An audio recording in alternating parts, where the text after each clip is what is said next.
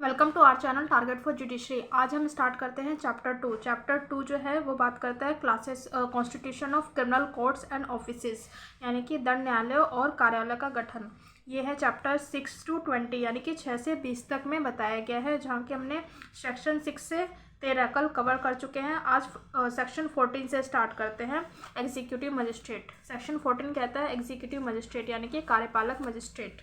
कार्यपालक मजिस्ट्रेट कौन होता है, इसकी अपॉइंटमेंट कौन करता है, ये हम पढ़ते हैं। सेक्शन 14 कार्यपालक मजिस्ट्रेट। राज्य सरकार प्रत्येक जिले में उतने व्यक्ति को जितने वह उचित समझे कार्यपालक मजिस्ट्रेट नियुक्त कर सकेगी। यानी कि एग्जीक्यूटिव मजिस्ट्रेट को कौन अपॉइंट कर रहा है, स्टेट गवर्नमेंट कर रहा है, और उनमें से एक को जिला मजिस्ट्रेट नियुक्त करेगी। यानी कि स्टेट गवर्नमेंट जो है कार्यपालक मजिस्ट्रेट नियुक्त कर सकेगी वर्ड है, यानी कि मे वर्ड है। एग्जीक्यूटिव मजिस्ट्रेट नियुक्त कर सकेगी, और उनमें से एक को, यानी कि जो एग्जीक्यूटिव मजिस्ट्रेट अपॉइंट कर रही है उनमें से एक को डीएम अपॉइंट करेगी, जिला मजिस्ट्रेट नियुक्त करेगी। सबसेक्शन 2 कहता है राज्य सरकार किसी कार्यपालक मजिस्ट्रेट को अपर जिला मजिस्ट्रेट नियुक्त कर सकेगी, यानी कि एडिशनल डीएम नियुक्त कर सकेगी, और ऐसे मजिस्ट्रेट को इस संहिता के अधीन या तत्समय प्रवर्त किसी अन्य विधि के अधीन जिला मजिस्ट्रेट की ऐसी शक्तियां होंगी जिसे राज्य सरकार निर्दिष्ट करे। यानी कि सेक्शन 14 कहता है कार्यपालक मजिस्ट्रेट को कौन अपॉइंट कर रहा है, राज्य सरकार कार्यपालक मजिस्ट्रेट को अपॉइंट करती है, और कार्यपालक मजिस्ट्रेट उनमें से एक को, यानी कि जो कार्यपालक मजिस्ट्रेट नियुक्त कर रही है उनमें से एक को जो है जिला मजिस्ट्रेट नियुक्त करती है। और इनके पास क्या शक्तियां होंगी, इनके पास जो है वह सारी शक्तियां होंगी जो कि राज्य सरकार निर्दिष्ट करे, यानी कि जो भी स्टेट गवर्नमेंट जो है डायरेक्ट करता है वो सारी इनके पास पावर होगी।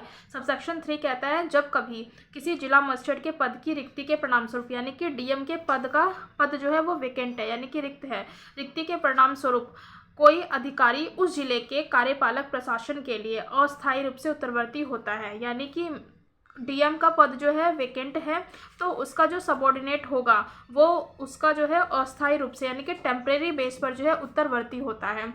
तो ऐसा अधिकारी राज्य सरकार द्वारा आदेश दिए जाने तक क्रमशः उन सभी शक्तियों का प्रयोग और उन सभी कर्तव्यों का पालन करेगा जो इस संहिता द्वारा जिला मजिस्ट्रेट को प्रदत्त और अधिरोपित की जाए।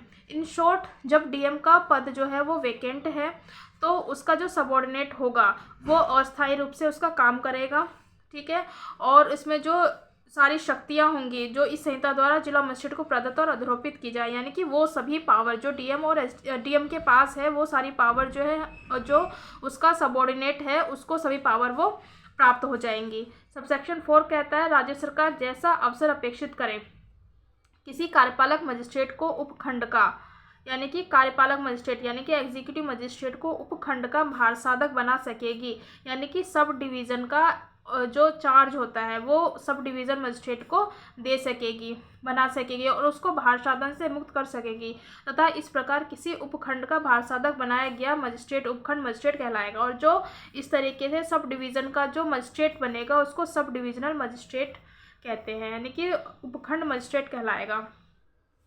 5th पॉइंट कहता है कि राज्य सरकार साधारण या विशेष आदेश द्वारा ऐसे नियंत्रण और निर्देशों के अधीन रहते हुए जो वे अधिरोपित करना ठीक समझे, उपधारा 4 के अधीन अपनी शक्तियां जिला मजिस्ट्रेट को प्रत्यायोजित कर सकेगी, यानी कि जो अपनी पावर है स्टेट गवर्नमेंट जो है अपनी पावर डीएम को डेलीगेट कर सकती है।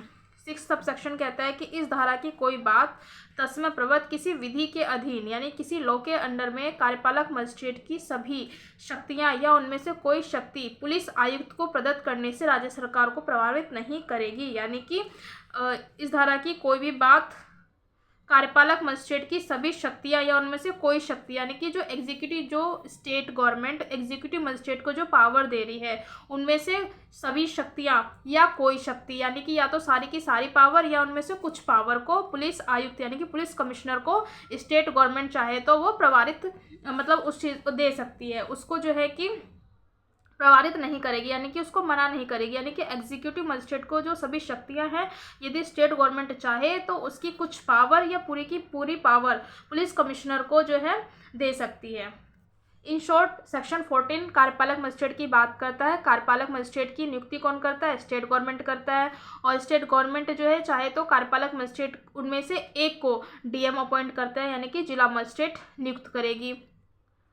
सेकंड कहता है कि कार्यपालक मजिस्ट्रेट को जो है कि जो स्टेट गवर्नमेंट है वो एग्जीक्यूटिव मजिस्ट्रेट को अपर जिला मजिस्ट्रेट नियुक्त कर सकेगी। थर्ड में कहा गया है कि जब जिला मजिस्ट्रेट का पद जो है यानी कि डीएम का पद वैकेंट है तो जब उसका उत्तरवर्ती है यानी कि अस्थायी रूप से जो उसका उत्तरवर्ती है वो उसका कार्य करेगा और उसके पास वही सारी पावर होंगी जो डीएम के पास है। फोर्थ सबसेक्शन कहता है कि राज्य सरकार जब उसे ये ऐसा लगता है तो वो कार्यपालक मजिस्ट्रेट को एक डिवीज़न में एसडीएम अपॉइंट कर सकती है यानी कि सब डिविजनल मजिस्ट्रेट अपॉइंट करेगी। फिफ्थ पॉइंट कहता है कि जो जिला मजिस्ट्रेट है राज्य सरकार जो है साधारण यानी कि कोई भी जनरल या स्पेशल ऑर्डर देकर साधारण या विशेष आदेश द्वारा जो भी नियंत्रण या निर्देश देते हुए जो वह आरोपित करना ठीक समझे उपधारा 4 के अधीन अपनी शक्तियां जो है यानी कि स्टेट गवर्नमेंट जो है अपनी सारी पावर जो है डीएम को डेलीगेट कर सकेगी। फिर सिक्स सबसेक्शन कहता है कि जो कार्यपालक मजिस्ट्रेट की सभी पावर है या उनमें से कुछ पावर को जो है पुलिस कमिश्नर को स्टेट गवर्नमेंट चाहे तो वो दे सकती है, उस चीज़ से उसको मना नहीं किया गया है। ये हमने पढ़ा सेक्शन 14 कार्यपालक मजिस्ट्रेट। अब पढ़ते हैं सेक्शन 15 यानी कि विशेष कार्यपालक मजिस्ट्रेट यानी कि स्पेशल एग्जीक्यूटिव मजिस्ट्रेट। इससे पहले हमने पढ़ा था विशेष न्यायिक मजिस्ट्रेट सेक्शन 11 में विशेष न्यायिक मजिस्ट्रेट। ये है विशेष कार्यपालक मजिस्ट्रेट सेक्शन। रीड विद कर सकते हैं हम इसे सेक्शन 11 से। रीड विद इसलिए करते हैं ताकि हमें एक लिंक हो जाए और हमें इजीली याद हो जाए वो सेक्शंस। विशेष कार्यपालक मजिस्ट्रेट सेक्शन 15 ये कहता है राज्य सरकार विशिष्ट क्षेत्रों के लिए यानी कि विशिष्ट क्षेत्रों के लिए विशिष्ट कृत्यों का पालन करने के लिए कार्यपालक मजिस्ट्रेट या ऐसे किसी पुलिस अधिकारी को जो पुलिस अधीक्षक की पंक्ति से नीचे का ना हो, पुलिस अधीक्षक है ना, पुलिस अधीक्षक की पंक्ति से नीचे का ना हो या समतुल्य को या तो उसके इक्विवेलेंट हो या पुलिस कमिश्नर से नीचे की पंक्ति का ना हो, जो विशेष कार्यपालक मजिस्ट्रेट के रूप में ज्ञात हो यानी कि स्पेशल एग्जीक्यूटिव मजिस्ट्रेट के रूप में ज्ञात हो, इतनी अवधि के लिए जितनी वह उचित समझे नियुक्त कर सकेगी। कौन करेगा? स्टेट गवर्नमेंट करेगी। यानी कि स्पेशल एग्जीक्यूटिव मजिस्ट्रेट को कौन अपॉइंट कर रहा है? स्टेट गवर्नमेंट अपॉइंट करेगी। किस चीज़ के लिए? कि विशिष्ट क्षेत्रों के लिए, विशिष्ट कृत्यों, विशिष्ट काम करने के लिए जो है स्पेशल एग्जीक्यूटिव मजिस्ट्रेट को अपॉइंट किया जाता है, यानी कि विशेष कार्यपालक मजिस्ट्रेट को अपॉइंट किया जाता है। कितने समय के लिए? जितना भी स्टेट गवर्नमेंट को उचित लगे, यानी कि जितना भी उसे ठीक लगे उतना वो उतने टाइम पीरियड के लिए अपॉइंट किया जा सकता है। और इस संहिता के अधीन कार्यपालक मजिस्ट्रेटों को प्रदत्त की जाने वाली शक्तियों में से ऐसी शक्तियां जिन्हें वे उचित समझे इन विशेष कार्यपालक मजिस्ट्रेट को प्रदत्त कर सकेगी। यानी कि स्पेशल एग्जीक्यूटिव मजिस्ट्रेट के पास क्या पावर होगी? वो पावर भी स्टेट गवर्नमेंट के पास ही है, यानी कि वो उसके ऊपर डिपेंड करता है कि उनमें से कितनी शक्तियाँ वो उसको देना चाहे, उतनी उसको प्रदत्त कर सकेगी। अब जब हम देखते हैं कि स्पेशल जो है न्यायिक मजिस्ट्रेट, तो उसमें कहा गया कि स्पेशल न्यायिक मजिस्ट्रेट, विशेष न्यायिक मजिस्ट्रेट जो है वो उसका टाइम पीरियड जो है 1 साल का होता है। लेकिन जब हम कहते हैं सेक्शन 15 में विशेष कार्यपालक मजिस्ट्रेट की बात करते हैं तो यहाँ पर कोई भी टाइम पीरियड दिया नहीं है। यहाँ पर सिर्फ इतनी बात बोली है कि जितनी भी उचित राज्य सरकार को उचित समझे उतने टाइम पीरियड के लिए विशेष कार्यपालक मजिस्ट्रेट को नियुक्त कर सकेगी। सेक्शन 15। सेक्शन 16 कहते हैं कार्यपालक मजिस्ट्रेट की स्थानीय अधिकारिता, यानी कि उसका लोकल जुडिक्शंस क्या होगा सेक्शन 16 का, कार्यपालक जो मजिस्ट्रेट अपॉइंट किए गए हैं। सबसेक्शन 1 कहता है राज्य सरकार के नियंत्रण के अधीन रहते हुए जिला मजिस्ट्रेट समय समय पर उन क्षेत्रों की स्थानीय सीमाएं परिनिश्चित कर सकेगा। यानी कि जो लोकल जुडिक्शंस है उसको कौन परिनिश्चित कर रहा है? वो करेगा हमारा डीएम, यानी कि जिला मजिस्ट्रेट, जिनके भीतर कार्यपालक मजिस्ट्रेट उन सभी शक्तियों का या उनमें से किन्हीं का प्रयोग कर सकेंगे जो इस संहिता के अधीन उनमें विनिहित किया जाए। यानी कि कार्यपालक मजिस्ट्रेट की स्थानीय अधिकारिता क्या है? लोकल जुडिक्शंस वो है जो कि जिला मजिस्ट्रेट जो है सीमाएं निश्चित करती है। उनके पास क्या पावर होंगी? जो इस कोड के अंडर में रहते हुए उन्हें प्रदत्त की जाए, यानी कि एग्जीक्यूटिव मजिस्ट्रेट को जो दी जाए। इसका सबसेक्शन 2 कहता है ऐसे परिनिश्चय द्वारा जैसा उपबंधित है उसके सिवाय प्रत्येक ऐसे मजिस्ट्रेट की अधिकारिता, यानी कि जो ऐसे एग्जीक्यूटिव मजिस्ट्रेट है उनका जुडिक्शंस क्या होगा और उनकी शक्तियों का विस्तार जिले में सर्वत्र होगा, यानी कि पूरे के पूरे जिले में, पूरे डिस्ट्रिक्ट में जो है एग्जीक्यूटिव मजिस्ट्रेट की पूरी पावर होगी।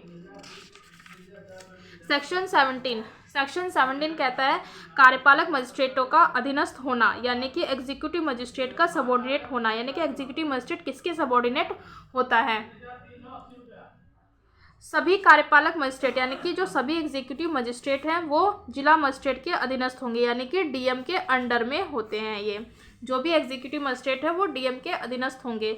और किसी उपखंड में, यानी कि सब डिवीज़न में शक्तियों का प्रयोग करने वाला प्रत्येक कार्यपालक मजिस्ट्रेट उपखंड मजिस्ट्रेट से भिन्न यानी कि एसडीएम से भिन्न जिला मजिस्ट्रेट के साधारण नियंत्रण के अधीन रहते हुए उपखंड मजिस्ट्रेट के भी अधीनस्थ होगा। यानी कि कहता है कि कार्यपालक मजिस्ट्रेट किसके सबऑर्डिनेट होता है, तो कार्यपालक मजिस्ट्रेट जो है वो डीएम के सबऑर्डिनेट होता है।